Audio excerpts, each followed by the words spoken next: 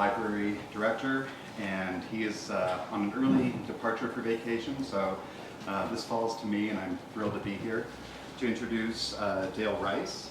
First, I'm going to quickly share some museum news. You may have noticed in the courtyard we are doing what was the much anticipated palace renovation project. We have stripped the north wall of the south wall of the courtyard of its stucco to reveal many interesting discoveries of adobe repair. Many of these repairs were done in the Jesse Nussbaum era 100 years ago. And we are working with the legislature and the Museum Foundation across the street to continue preserving and restoring the palace, which will be a multi-year process. So in case you're wondering what all that scaffolding is over there, it's a really good thing. And you'll see much more of that in the next year and probably in 2017 as well. So just a quick update. We have two wonderful events coming to the museum and the palace in the next couple of weeks. We have the much anticipated Christmas at the Palace, which we have every year. I'm very much looking forward to this event. It'll be my first experience with Christmas at the Palace. That is the evening of December 11th. And then 2 days later, we will be hosting, also at the Palace, a lot of this happens in the plaza, as you probably know, Las Posadas. I'm actually going to play a double on the rooftop, so feel free to heckle me and I'll heckle you right back. I still have to learn my lines. I can't just riff, I understand. And last but not least, we have, for this next year, an incredible slate of new exhibitions, two of which are coming down. Pinhole photography will be coming down in January, and January 10th. In its place, opening on April 29th, will be Lowriders, Hoppers, and Hot Rods, Car Culture of Northern New Mexico. And our curators are putting together an incredible exhibition, which will include actual cars in the galleries and in the lobby downstairs. Looking forward to that. The other major show that is ending is Painting the Divine, Images of Mary in the New World. That will be coming down on March 13th, and in its place on May 20th, we are opening Fractured Faiths, Spanish Judaism, the Inquisition, and New World Identities, which is the story of the Conversos and the Crypto Jews in the New World. And we invite you all to get one last few looks at those two shows that will be coming down soon, and please come back in the spring for these wonderful shows that are just around the corner. Finally, why you were all here. It is an honor to introduce Mr. Dale Rice from Texas A&M. Mr. Rice is the director of the Journalism Studies program at the university since 2008. He has a BA in International Relations and Journalism from Syracuse. For 35 years, he has worked as a journalist, covering everything, including restaurants, and that's, I guess, cuisine as well. He'll be talking about that today. And his new book, has it been published? No, really? It's in the works. It's his new book, which is in press. Not yet in press. It's in the works. It's in the works. I want to get the nomenclature right. Is called Feeding the Borderlands. Feeding the Borderlands. Yeah. Cooking in the culinary traditions of Texas and New Mexico. Mr. Rice.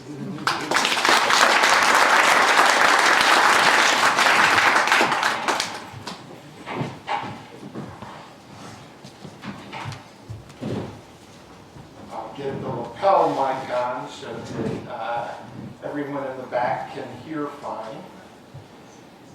Well, thank you so much for coming out today. It's, I must say, a bit of a surprise to see such a crowd out on the day before Thanksgiving, and I'm partly surmising that it's a little bit the topic and maybe also a desire to escape households full of holiday folks who've arrived, maybe even some grandchildren who are running all over the place. So I'm delighted that you are here, and I want to tell you first off how I ended up being involved with this book.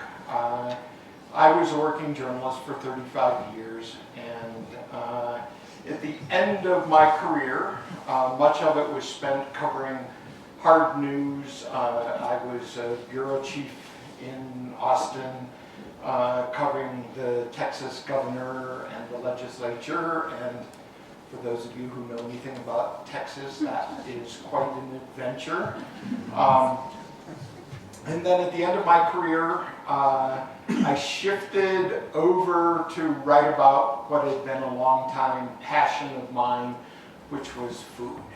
And so I became the newspaper's restaurant critic, and over that time, not only wrote about restaurants, but about culinary trends and even travel stories, several of them on New Mexico, including Santa Fe and dining here.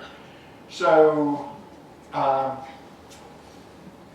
I, after that career, moved to Texas A&M to teach and run the journalism program, and doing that, and then serendipity intervened. So 2 years ago, sitting in one of your local restaurants, Clafouti, I'm looking at a woman and kind of going, you know, I recognize her. She looks like somebody I know. And at the same time, her husband was looking over at my partner going, I think I know him, and they're having the same kind of thing. And then all of a sudden, Peter went Austin, and Antonio went Peter, and it was a realization that we hadn't seen each other in 10 years. And so after that, we were visiting, and I said to Peter, who is the food and beverage director at Las Campanas here in Santa Fe, you know, we should do a book, because I had over time written some parts about, especially about food in Texas and kind of the trends. And I said, I could do the essays and you could come up with the recipes for the book. He went, I like that idea. So I went back and pitched it to A&M Press, which immediately said, oh, we love it. And now the editors hound me every month going, where's the book, where's the book? But we're still working on it. So that's sort of how things intervened and came together to do this. And in fact, my co-author is sitting in the back. I see him here now. So Peter, wave your hand. And he is the one who will be developing. He's already done a lot of the recipes. And in fact, although I didn't bring enough copies, I do have 30 copies that I brought today of his recipe for pico de gallo, because I thought that is something easy for people to do, and something that fits in well, especially if you're trying to escape turkey leftovers.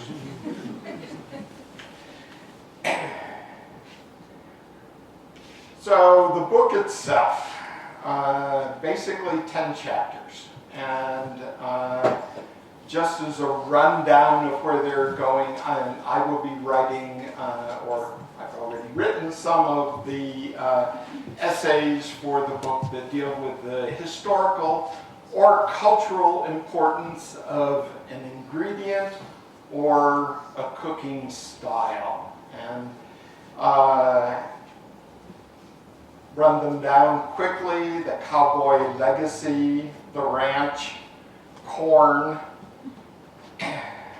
the Mexican influence, chiles, beans, squash, and onions, fish and seafood, nuts, the orchard, and the vineyard. So it is a way of looking at how these things have played a role in the food cultures in both Texas and New Mexico. And I think one of the important things for me to say is that, you know, I had a long career in Texas, and I've had a long love affair with New Mexico. And so the book isn't really about a culinary competition between the two as much as it is looking at the similarities and the differences in both the histories of the cuisine, the ingredients in the cuisine, and the style of the cuisine. Because if you really dive into Texas and New Mexico cooking, there are both similarities and lots of big differences. So I would kind of like to pick 2 or 3 of these things to talk about, and it's really an interesting thing because one of the audience members on her way in said, "I'm glad you're talking about Tex-Mex so I can learn more about it." And I thought, isn't that wonderful? Because that is one of the things that I wanted to talk about, is the Mexican influence in the cuisine, and to think about the major differences that exist. So years ago, I started talking to chefs about the difference between Mexican and Tex-Mex. And it really boiled down to 3 fairly simple things. That in Mexican cooking, it's basically about poultry, pork, and seafood. It's also about black beans, and it's about corn tortillas. So if you think about that, you know, simplify it, think about Mexico as chicken, corn tortillas, and black beans. So move to Tex-Mex, and suddenly you have beef, which I guess really isn't surprising given how much of Texas history is tied into cattle. So you have beef, you have pinto beans. So you have a major change in the type of beans in use, and you have flour tortillas. So beef, pinto, and flour. And to me, if you also then throw in New Mexico, because I've been reflecting a lot about this and thinking about, okay, how does New Mexico fit into the equation? And pork and lamb have played an important role here, especially lamb historically. And heirloom beans, they've been growing beans in this region for hundreds of years.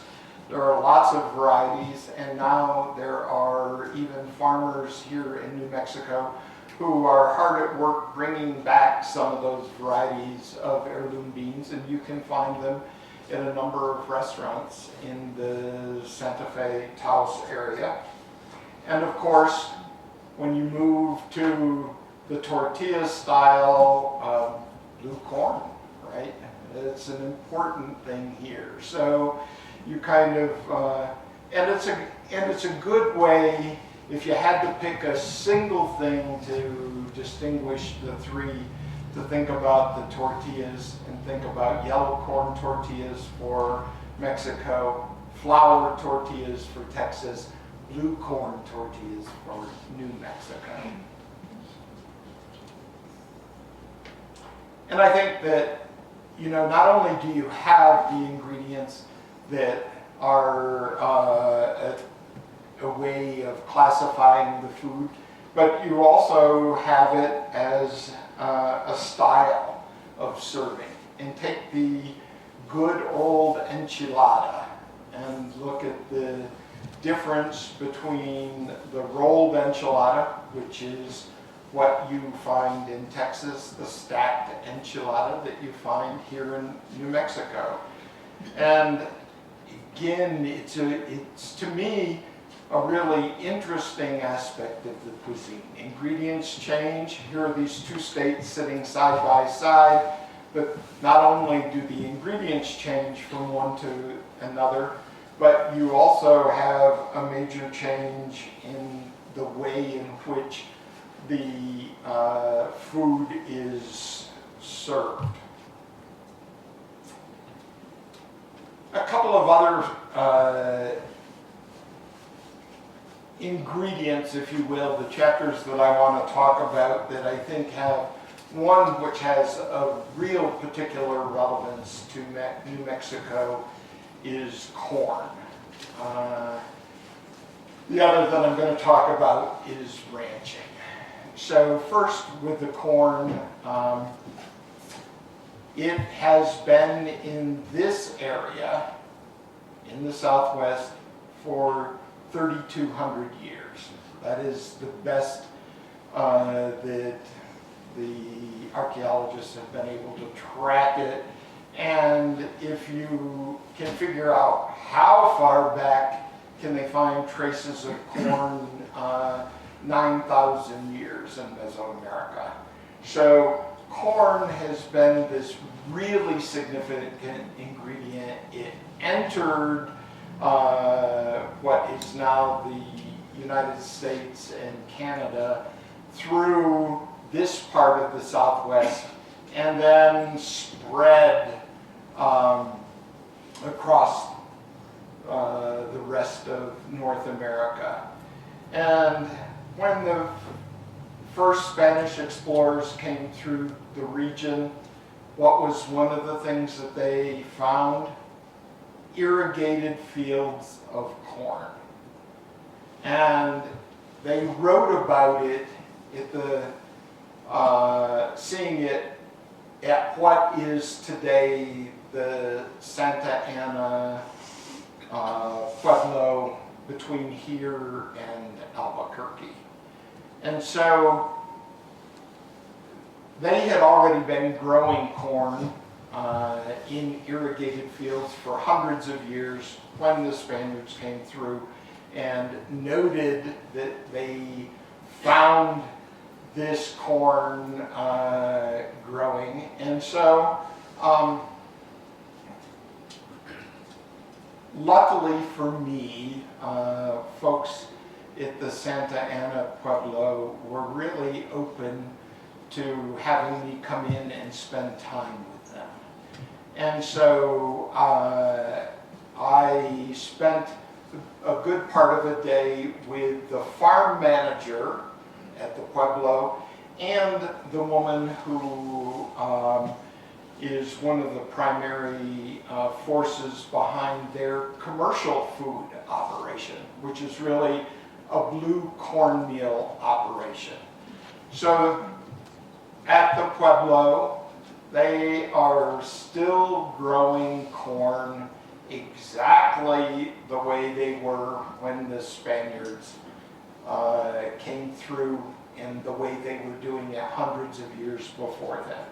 So they have a series of canals that run from the river, and they have boards that serve as dams blocking it off. Probably the one difference is that now, rather than having to move all of the boards out of place, you can just turn and let the water, there's a valve that you can let the water flow in. But when the corn is growing and it's drier, in the spring when it's first planted, what do? They flood the fields. So they let the water in, flood the fields. And every week or so, they do that. And then, as you all are familiar, monsoon season hits, and you get plenty of natural water in the form of rain to continue feeding the corn supply. And then when it's fully grown, they harvest. But one of the really fascinating things, besides grinding the blue corn and selling it now, you can even buy it through Amazon. Which is a really interesting way to think about the technology and the way in which you have this native product. But the most fascinating thing is to know where they sell the bulk of the organic blue corn they're growing at the Santa Ana Reservation. And it's to the Body Shop in Great Britain, which uses it in facial scrubs and other cosmetic products. So the blue corn that's been growing here for hundreds and hundreds of years is now part of a European cosmetics operation. But it's also still a wonderful culinary ingredient, and it's one that is certainly worth exploring. Now to move a little bit to ranching. So, ranching has played such a significant role in the development of both states. So if you look at it historically, I'm sure that Texas likes to think of itself as kind of the ranching center of the universe. But in reality, where did ranching in this part of at least what is now the United States begin? Here in northern New Mexico. And it really began in 1598. So to me, it's one more of those really interesting contrasts. So ranching got its start as a 19th century development in Texas, and as a late 16th century development here in New Mexico. And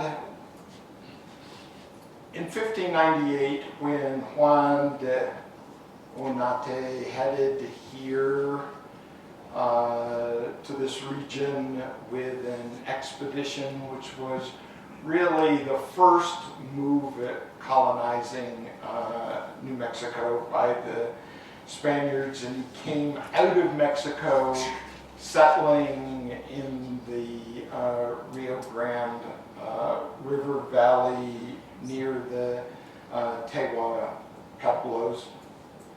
And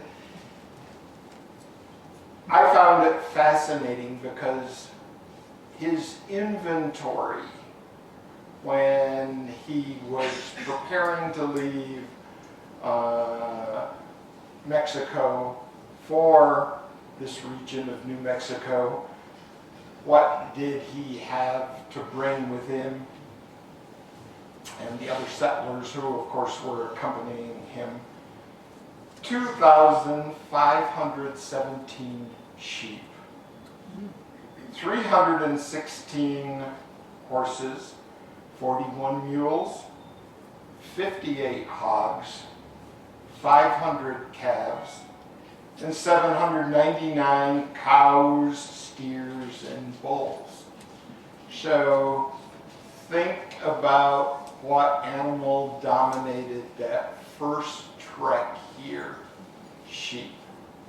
So while ranching in Texas was always all about beef, here it was about sheep all the way until actually the middle of the 20th century. It was only in the 1950s in New Mexico that beef production overtook lamb production. So in the early part of the 20th century, northern New Mexico exported more lamb than any other area in the world. And to me, I find that really fascinating if you think about it, that this area of New Mexico was exporting more lamb than any other area in the world. And again, it illustrates to me part of the fascination with the similarities, ranching, really important in the development of both states, but the differences. Cattle in Texas and lamb in New Mexico. So, and I think that if you also look at a lot of the writing about early New Mexico, you see how much lamb figured in the culinary aspects of it too. Eventually, pork and beef became important here, and in the 50s, beef production took off, but even as recently as several years ago, while beef production was the highest meat production in terms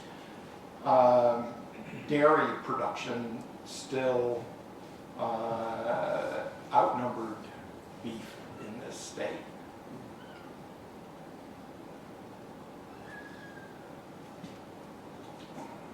Now, I'm going to talk very briefly about three other things that I have found interesting, to just as, again, a way of thinking about both the similarities and the differences. So, when it comes to the chapter on nuts that I mentioned, both state trees bear edible nuts. In New Mexico, of course, you know, the pinon, and in Texas, the pecan. So both nuts play a role in the cuisine of the respective states, and both are, again, in some ways, good representatives of the cultural differences between the two states. One thing I love about New Mexico is the apple production. So I grew up in the Northeast, and so as a kid, what kind of story did I get? Johnny Appleseed, right? So this whole idea that apples, in a sense, start in the Northeast and spread to the Midwest and the rest of North America, and you know, it's a lovely legend, but in the end it's sort of bunk, because what were the Franciscans doing in the 1630s here in New Mexico? Teaching members of many of the pueblos how to graft trees and vines, and they were planting apple orchards in the 1630s. So apples were here very early, and were really an important fruit source for those Native Americans who led stationary lives. In other words, who stayed in one area. And those Native Americans in New Mexico certainly represent a big portion of the Native Americans in the region, as opposed to the tribes that were more nomadic, moving season by season. But in some ways, apples, I can't say they were the Johnny-come-latelys, because they arrived in the 1630s. Before that, they were already, the Franciscans were teaching people in the Pueblo as early as 1600 to plant peaches, apricots, and plums. And so the peach, which is to me an interesting thing because it played such a role in New Mexico, especially with the Native Americans. And ultimately, by the mid-19th century, they began planting peaches in Texas, and peaches have developed as the main orchard crop in Texas as well. Partly because apples take a colder temperature. And so if you go to a place like Fredericksburg, Texas, where they have thousands of acres planted in peaches, and if you planted traditional apples there, there wouldn't be enough cold temperature during a typical winter for them to bud and produce fruit. So there are some areas of Texas where you can get apple production because you get a cold enough winter, but apples have really not caught on in Texas the way they have in New Mexico. And again, you're seeing right now a big push for a lot of the heirlooms that fell out of fashion and are now coming back in, probably not quite as big and beautiful, but smaller and with an incredible variety of taste. And what I'm going to do is wrap up a bit with the cowboy legacy, and then I'm going to open it for questions and to have a dialogue with you about it. But since I've talked a lot about New Mexico, I'm going to shift in the cowboy legacy more to Texas. So when I talk about the cowboy legacy, what am I talking about? And that's really food over an open fire, right? So it's grilling and smoking. So it's the roots of what we think when we think about modern day barbecue. And when it comes to barbecue, something that many, many people don't realize is that in Texas, you actually have a division, and you can almost draw a line north-south, draw it through Austin, and you have the state divided into two. So in the western part of the state, what is barbecue all about? The smoke. The eastern part of the state, what is barbecue all about? The sauce. Exactly. And so, in sitting, I was a restaurant critic and food writer for years in Austin, so I'm sitting right there on that great barbecue divide. And it really is an interesting thing when you think about the way in which people feel passionate about their barbecue and whether it's sauced or not. And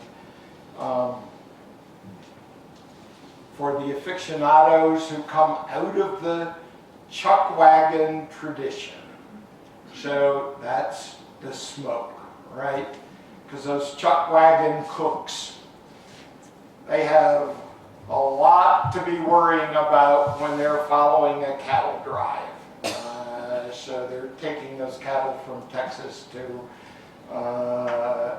the Kansas, and the cowboys are driving the cattle, the chuck wagon cooks are feeding them, and you can, in essence, grill and smoke that meat, but boy, you're not going to be hauling along things to make sauces and dunking it in the sauce or coating it with the sauce as you cook it. You move over to the eastern part of the state, and you really get the barbecue traditions that spread from the Carolinas all the way over to Texas, where it's the sauce. And no matter what region you go into today, whether it is East Texas, whether it is Georgia, the Carolinas, Tennessee, you can find different traditions in the sauce. That some areas it's heavier on the tomato in the sauce, others much heavier on vinegar. Some are sweet, some are heavily spiced, and now even in Texas, it's hard to pinpoint a single sauce tradition because so many sauces have developed, especially in the last 25 years. You can now go into stores that specialize in barbecue sauce and find literally hundreds of varieties being produced. But again, it goes back to, in Texas, the whole issue to sauce or not to sauce the meat. And that's the heart of the cowboy legacy. So before I take questions, I'm actually going to close with the author's preface from New Mexico Cookery, which was published by the State Land Office here in 1960. And so it was one of the first serious looks at what kind of food was being consumed in New Mexico, and providing at least some basic recipes for how to duplicate that cuisine in your home kitchen. And Alice Stevens Tipton was the author of the recipes and directions in the book, and wrote a preface that is dated February 14th, 1916. And that's what I'd like to share with you. I'm going to hold it in the light better. The poet has said, we may live without love, for love, he asserts, is repining, then further declares what is needless to prove, that man cannot live without dining. He wisely dilates on the absence of books, which he finds not a cause of much grief. But civilized man cannot live without cooks, is the pith of this poem in brief. Now here are two thoughts I would add to his plaint. Please bear them in mind through this book. Not learning alone ever yet made a saint, and its love for the work makes a cook. So with that, I would be happy to take questions, engage in dialogue. Yes? Well, you mentioned that the Spanish brought in, and in the crops you did not talk about grapes and wine.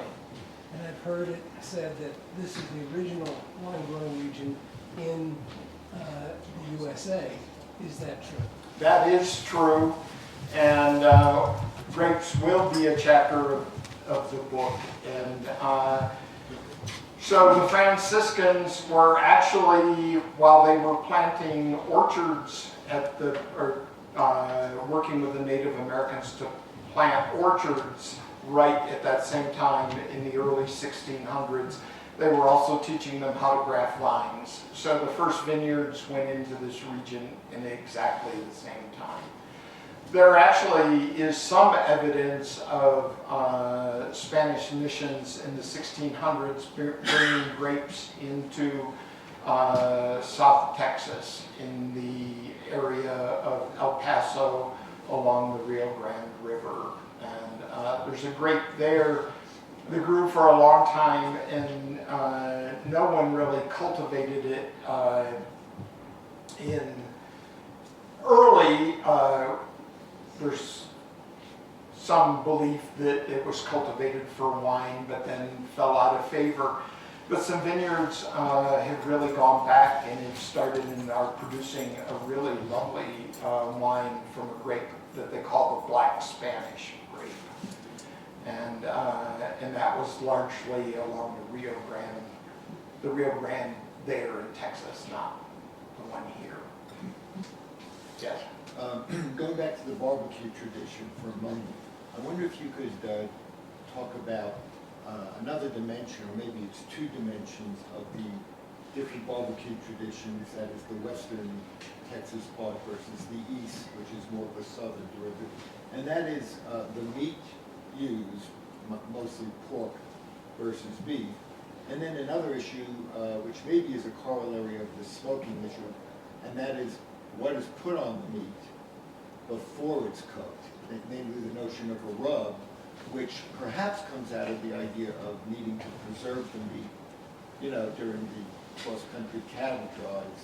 So I just wondered if you could just talk about those two things. Yeah, starting first with the rub, I would say that there's probably not much doubt about that. If you look at the history of the chuck wagon and the role of the cooks there, and the difficulty of preserving meat to the degree that you would like to while you're on a cattle drive, that rub became a very important aspect of hiding what might be, shall we say, meat on the decline.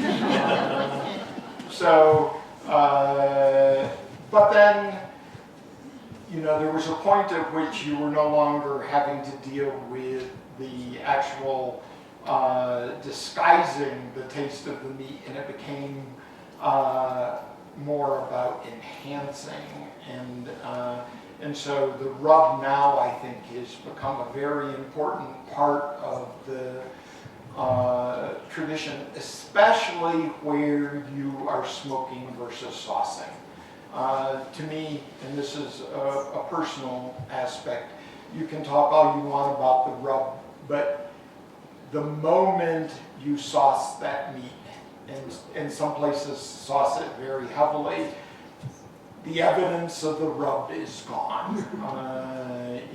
So yeah, forget about that. The difference in the meats is huge because Texas' initial tradition was beef, and a lot of the rest of the South was about pork. And so, you again with that saucing tradition and the movement in a way of that tradition into East Texas, which in a sense identifies more with the traditional South. Pork was a very important barbecue ingredient and remains that way today. In fact, I think if you ask me what is the saddest thing about Texas Texas barbecue, it is the difficulty in finding beef ribs. So many people have quit producing beef ribs as part of their barbecue. They take longer, it's more effort. The pork ribs will cook up faster, and the beef ribs, if you're doing them earlier, especially if they're not sauced, can dry out, whereas a sauced pork rib is not going to offer that same thing. So, I don't know, somewhere around 2005, 2006, I wrote a barbecue guide to the Texas Hill Country, and went out and ate barbecue in 65 different joints in order to be able to talk about, with some authority, what kind of barbecue is at work in the Texas Hill Country, and how styles differed. And I'm going to guess that there were fewer than 10 of the 65 that still serve beef ribs. Get pork ribs everywhere, and in fact, multiple styles of pork ribs. Some will, like there's a barbecue joint that I loved in Austin that had fabulous baby backs that were sauced. And Art Blondin, a longtime Austin chef, thinks barbecue is all about the sauce. And he is part of a long tradition, and I acknowledge that. And I actually, I'm someone who appreciates both sides of the barbecue divide. But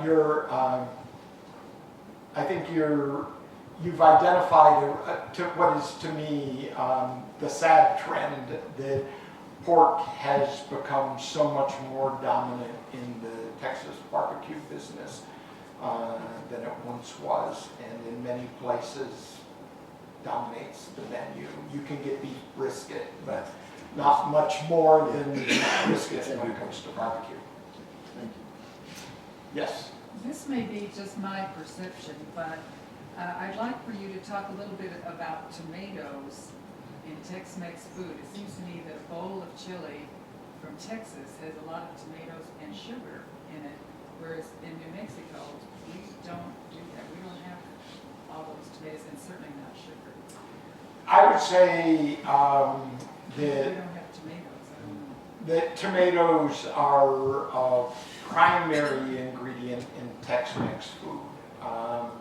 I think they play a huge role in salsas, which largely are cooked, but not all of them are cooked. Some of them, some salsas that are Tex-Mex are fresh, but they're more blended in the salsas, and then in the tomatoes that are at the heart of the pico de gallo recipe that I have for people, and Peter, who's here, represents, and I've noted it on there, his belief that the tomato should be chopped larger and dominate in a pico de gallo. So the pepper and the onion, the cilantro, and the lime, in a sense, they meld beautifully with the tomato, but in one way, tomato still remains the main ingredient. So I think you have identified that very well, that tomatoes play a much larger role in the Tex-Mex cuisine than they do the New Mex-Mex. Yes? Could you elaborate on the different uses for chilies in the different areas? Yeah, that's a whole chapter in the book, and we could probably spend 2 hours here talking about chiles. And if you really think about it, the easiest way to think about what is primary in Texas is to think the jalapeno. So jalapenos and serranos go into a lot of Tex-Mex food.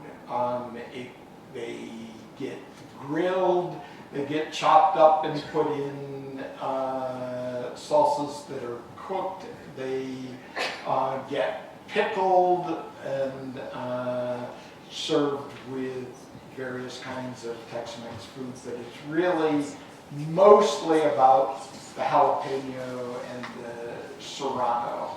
And you switch over here and we all know the hatch green chilies and the other types of similar chiles that are New Mexico. I think that both have mild, and both states and both kinds of chiles have mild and spicy. So they really, some green chili that I've had here is, I think, wow, this is just, it's a little heat, but not much. And I had green chili and an omelet at the pantry earlier this week that practically had me sweating, and that was just the chopped green chili that they put into the omelet. And the sauce, if you do the sauce from the same green chilies, you're intensifying the flavor with that. So I'm glad that I went with just the chopped chilies instead of the slathering the sauce on it. But chilies are so important here, and of course the chili relleno, having the stuffed chili is a food item. Again, a really I think important item here. It has its cousin in Texas, but I find that they're often not done nearly as well as chili relleno here. Yes. Where did the idea of green chili come from? I mean, it's less ripe than chili, correct? I couldn't hear that part. Where did the idea of green chili come from? My understanding is that it's before it gets fully ripe that it's picked. Is that correct?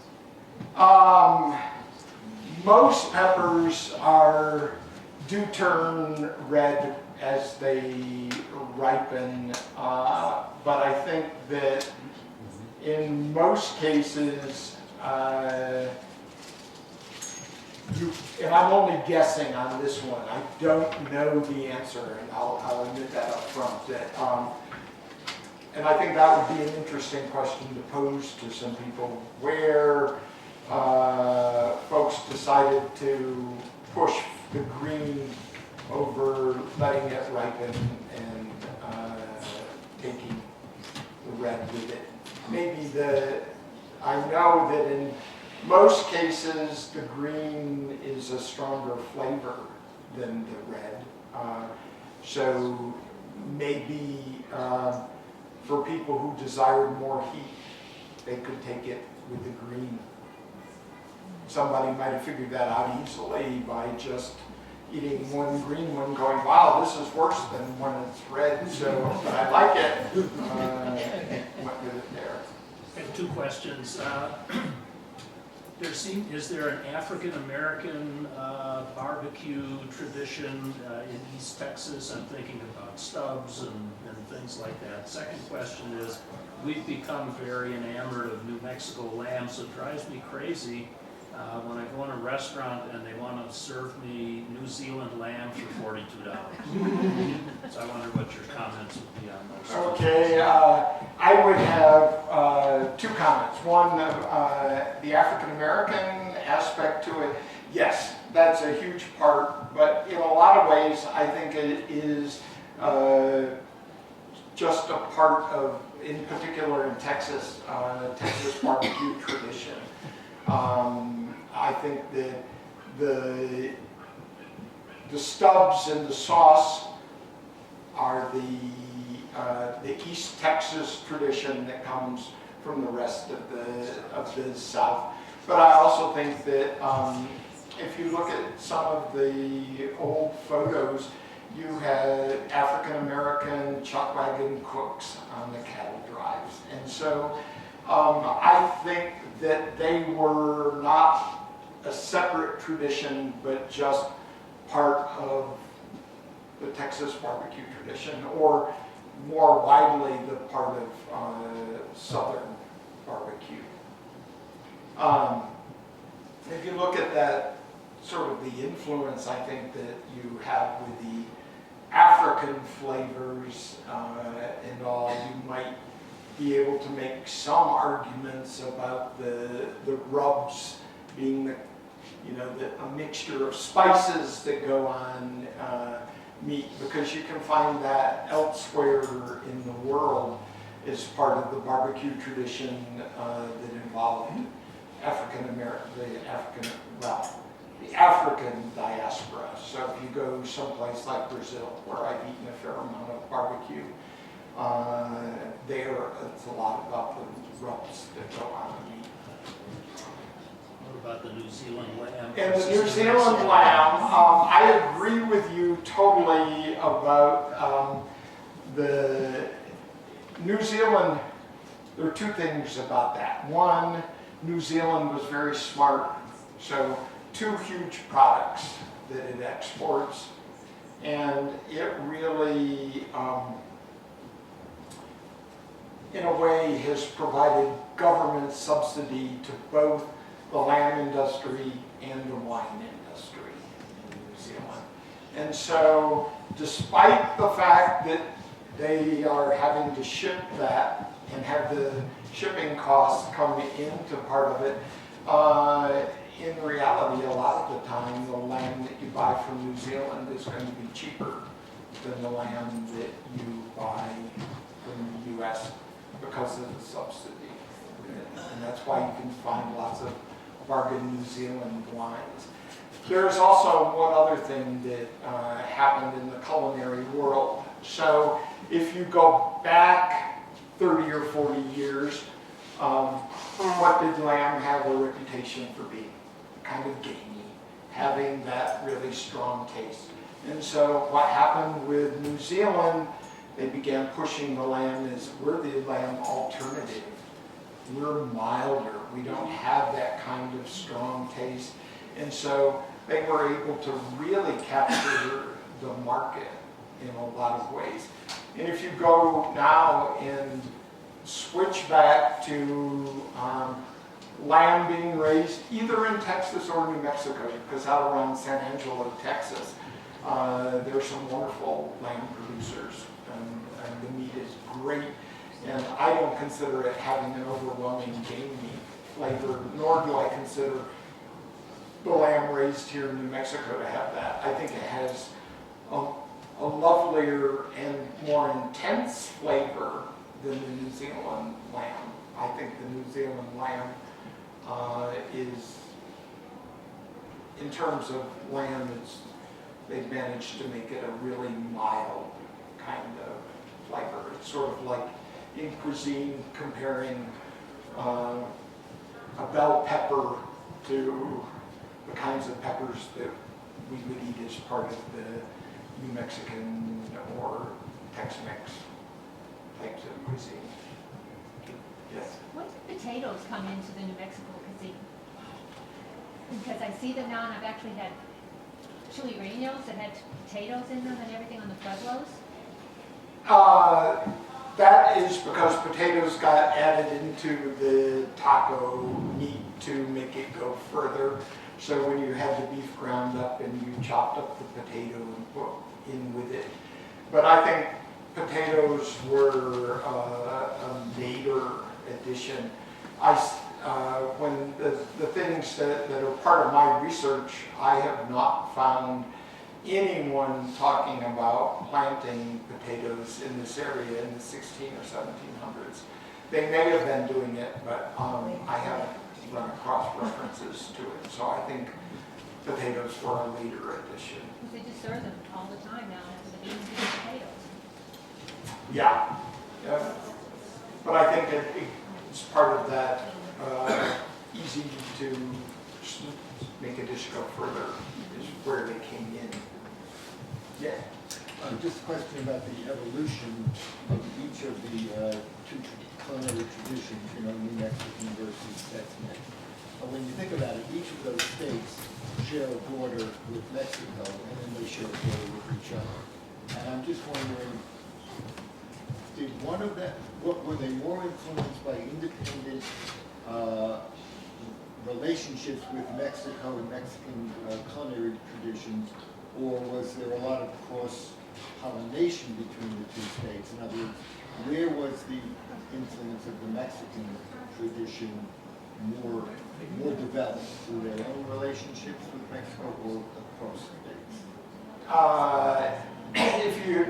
That's a great question, and I would say from what I have found, it has been more the relationship that the individual states had with the regions of Mexico that they border, because regionally cooking in Mexico